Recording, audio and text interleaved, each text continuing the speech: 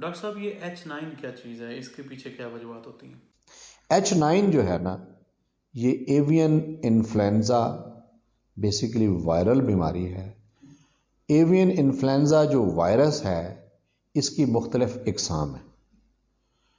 Basically ये भी उर्फ है, टेक्निकल नाम जो है उनका H और N, ठीक हो गया ना जी। ये दो उसके वायरस की सतह पे जो प्रोटीन होते हैं, उसकी वजह से उसकी नॉमेनक्लेचर दिया गया है। तो एवियन इन्फ्लुएंजा की जो कम बीमारी पैदा करने वाली किस्म है, लो पैथोजन, इट्स लो पैथोजन है, जो कम शिद्दत की बीमारी पैदा करती है, ये H9, ये उसकी इन्फ्लुएंजा की एक किस्म है, ये वायरल बीमारी है। ये नुकसान उस वक्त ज़्यादा देती है जब इसमें दूसरी बीमारियां शामिल हो जाएं, माइकोप्लाज्मा और ORT, ई कोलाई वगैरह। क्या ये कंफर्म है कि H9 के बाद एंटी ने आना ही होता है? नहीं, कतई तौर पर इसका कोई ताल्लुक नहीं होता, इसका कोई आपस में कोई रिलेशन नहीं है। वो एक अलहदा बीमारी है, ये एक अलहदा बीमारी है। H9 की कोई ऐसी अलामात के इन्हें देखते हुए बीमारी को पूरे हाउस में फैलने से पहले पहले इसका सद्देबाब कर लिया जाए?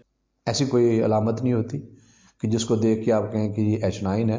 सांस की बीमारियों की अलामात मिलती जुलती होती हैं। H9 में आपको बज़ाहिर कुछ भी नज़र ना आए, लेकिन सांस की खरखराहट की अलामात पूरे हाउस में नज़र आती हैं।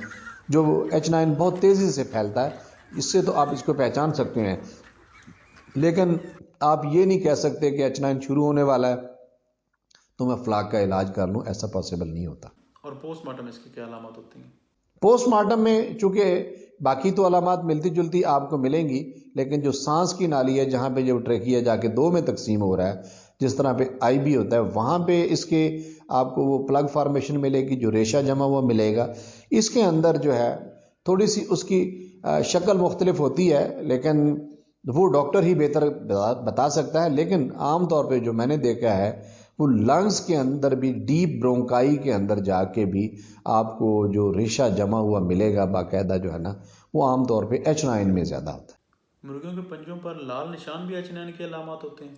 नहीं, वो देखिए, जो मुर्गियों के पंजों पे जो लाल निशान है, साइनोसिस है, बेसिकली वायरल की, एवियन इन्फ्लुएंजा की जो हाईली पैथोजन किस्म है, उसमें वो होते हैं, इसमें आमतौर पे नहीं होते। ये लो पैथोजन है, कम बीमारी पैदा करने वाली है। इसकी ट्रीटमेंट क्या होगी? अगेन वही है कि वायरस का आपने इलाज नहीं करना, लेकिन आपने जो सेकेंडरी बीमारियां जो आपके फ्लाक को मारती हैं, उसका आपने इलाज ज़रूर करना। अलामती इलाज होता है, और अगर आप एंटीबायोटिक्स का इस्तेमाल नहीं करते तो आपके फ्लाक में बीमारी लंबी हो जाती है और नुकसान ज़्यादा करती है।